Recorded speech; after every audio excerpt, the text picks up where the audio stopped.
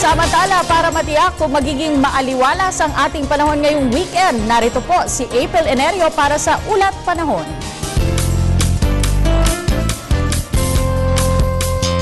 Salamat, Ms. Cathy. Sa ating balita na lusaw na ang trough ng low pressure area na nakaapekto sa Mindanao kahapon. Ayon kay Pag-asa Weather Forecaster Alzar Aurelio, yan ay dahil hindi na sapat ang moisture na nakalap na naturang sama ng panahon. Samantala, hindi na rin nakakaapekto ang diffuse tail end of cold front sa may extreme northern Luzon.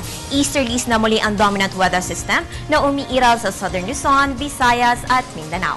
Dahil dyan ang eastern Visayas ay makaranas ng maulap na kalangitan na may light to moderate rains at thunderstorms, habang ang Metro Manila at natitirang bahagi naman sa ay makaranas naman ng partly cloudy skies with isolated rain showers or thunderstorms.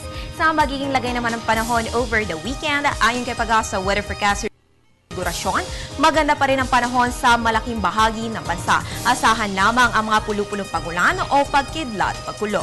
Sa may bandang Mindanao, asahan rin ang mga pag-ulan na dulot ng panibagong trough ng low pressure area sa Sabado at Linggo.